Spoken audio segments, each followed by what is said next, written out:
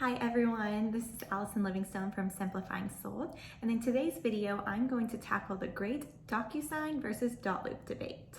So this is the perfect video for someone whose brokerage may offer both platforms as an option and you're trying to choose your preference, or for someone whose brokerage may use a completely different platform for compliance purposes, and so you're just trying to make a personal choice on which e-signature application to choose. I'm going to pick a few key categories of things you would look for in your e-signature application, and I'll pick a winner in each category, Dotloop or Docusign. Okay, let's jump right in. Okay, category number 1 is going to be ease of signing and executing the documents as the agent. Now, I'm narrowing it down to this specific criteria because in my opinion and experience, both of these platforms are equally consumer friendly for the client signing side. However, they vary a lot when you are personally just trying to get that last initial on the listing agreement or executing that amendment that the client's already signed. So I am going to choose Dotloop as my winner in this category. And the reason for that is simplicity. So you already have the document open in Dotloop, your client has just signed it, and you open it up to make sure they have all their signatures. Great. While you're there, you can also click, click, click, click all your initials and signatures, or add an executed date in the middle of that document, all right in there. With Docusign, you have to create an envelope for the document, put yourself as the sender, put all of those boxes on there. You can use a template for this, which we'll get to later, and then send it to yourself, and then it will give you the option to sign. So Dotloop is the clear winner on this one, as you can just sign while you already have the document open. No need to go back and prep a new envelope for signature. Okay, so that's 1 for Dotloop. Let's keep going. Okay, category number 2 is simplicity of marking up documents.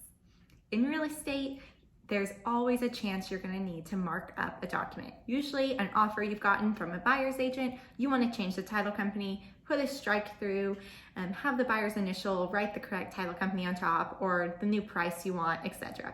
We've all done it. The winner in this category is also going to be Dotloop.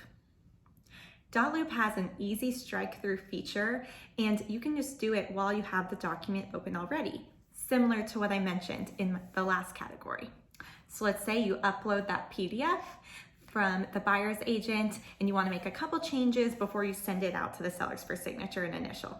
So we're going to press strike through, which is already an option in the top bar, add it wherever we'd like, and then as I said, use a template or apply those extra initials wherever you need. In Docusign, you would need to create a text box first after creating an envelope and putting the PDF in there, applying a template if you wish, creating a text box, and usually putting dash marks or X's all the way through it. Currently, as the making of this video, they do not offer a strike-through feature to do a simple line. I usually would do a little dash mark, but I see a lot of people do X's as well. It just doesn't look as clean. It's 2 extra steps, and that's why Dotloop is the winner in this category as well. Okay, 2 points for Dotloop. Let's see if they can get a third. Okay, category number 3 is templates.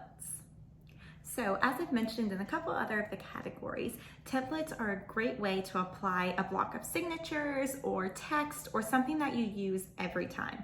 Some common examples of this, like I've seen in Dotloop, is an IBS template where you already has your little information filled out and you can just paste it on top of there with the date and the signature, etc. So in the templates category, both programs do offer this. However, I'm going to put Docusign as the winner in this category. Now, as I mentioned, Dotloop does have templates for the signature blocks, which most other e-signature platforms have. However, I really like Docusign's templates. They're easy to create, easy to use, and you can put a lot of different information on there that you can go back and edit later. So a quick example would be for your buyer's representation agreement. You could have a template that you can apply inside the envelope that already has all of your brokerage information, the county you need to be paid in, the protection period date to your preferences. These are super helpful, especially if you have a TC or an assistant. You can just say, hey, use the template, don't change anything, just add the buyer information and send out for signature. That can be a big time saver. As a TC personally, for myself, don't prep any amendments or documents like that, as we don't want to, do something that's not up to the agent's standard. But if you already had a preset template and told us not to make any changes or what changes to make, definitely could take that on for you. So Docusign makes templates easy. You can create lots of different templates, apply them right in the envelope, and even already tie who needs to sign to it. So for example, on a buyer's rep, you could have buyer 1 and buyer 2, and then just put your clients, assign them as buyer 1 and buyer 2, and everything will be great just for you to review, and you can make any changes at that point if you would like. Okay, first point for Docusign. Let's see who wins the next one. Okay, the next category number 4, is ease of using fillable forms. Dotloop is going to take the cake on this one. Both platforms offer the option, usually if you have your NAR number associated with it, to pull forms from your state or national realtor associations, and a lot of these forms are pre-fillable forms, which means you don't have to put the text box in each box. It's already on there for you to fill out. So the reason Docusign is not going to win on this one is while you are able to pull up the fillable forms while inside your Docusign room, let's say you're like, okay, I think this is done, save, let me put it in an envelope for signature. Then when you're adding the buyer's initials, you notice you made a mistake. You cannot correct that mistake right there. You would need to exit the envelope, discard what you did, go back to the fillable form in the room, make the edits, save it, start another envelope. Obviously, this can be a huge time suck and something I've struggled with. Maybe it's a simple mistake and you need to make an adjustment. You're not able to do it quickly. Dotloop, on the other hand, you fill in the form right where you add the signature blocks. So when you're doing your final review, if you notice something, make a quick edit and it's still ready to go.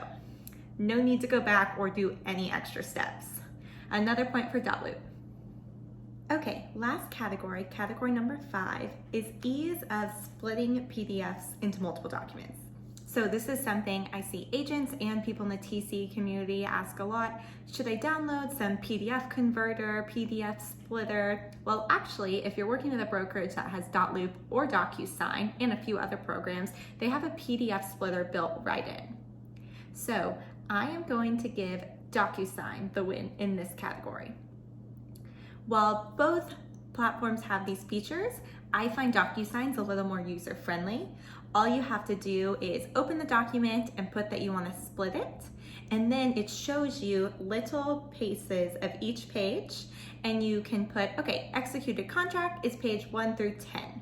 I know this happens a lot where you get one big document that has all the executed amendments in addition to the contract and the pre-approval letter. So you want to split those up because most compliances like them submitted as separate documents. So in Docusign, I could look at my 20 pages of my file, say, okay, 1 through 10 is the executed contract, 11 through 12 is the third-party financing, 13 is the HOA, etc., etc. So I just find it a little easier as you're able to view all the documents and count them out in real time. In Dotloop, however, if you know beforehand exactly how many documents you need and what their page numbers are, it would be the same amount of time. However, often when you get that long string of documents for an executed contract, I'm going in and saying, okay, you have to pick which document and then which page is this. You have to choose how many you want to split it into beforehand. So if you don't know that it's going to be 7 documents, or you think it's going to be 7 and it's actually 8, you're going to have to go back, recount the pages, pick a new number of documents. It just takes a little more time, and so that's why Docusign is going to get the win in this final category. Okay, let's tally up the results. Okay, so it looks like we are ending up out of a total of 5 categories, 3 points for Dotloop and 2 points for Docusign, making Dotloop our winner. However, as you see, it's not by a landslide. Both programs offer great features and each have their own benefits. However, as someone who spends an equal amount of time in both of these platforms, I do think Dotloop is a little more user-friendly and also has a much smaller learning curve than Docusign. So once you're experienced in both, as I mentioned, Docusign can be a tad more difficult, a tad more time-consuming, but I'll definitely say the Docusign learning curve is a lot bigger. So if you're going to commit to Docusign, do some research. I'll put out some helpful videos and items like that, just because it's a little hard to figure out all the kinks on your own. Dotloop is a little more self-explanatory. Well, I hope you guys enjoyed this video. I would love to hear some tips you may have on Dotloop or Docusign, and feel free to reach out to me if you have questions about either platform as well, or how you can improve and streamline your use of them. Thanks everyone, have a great day.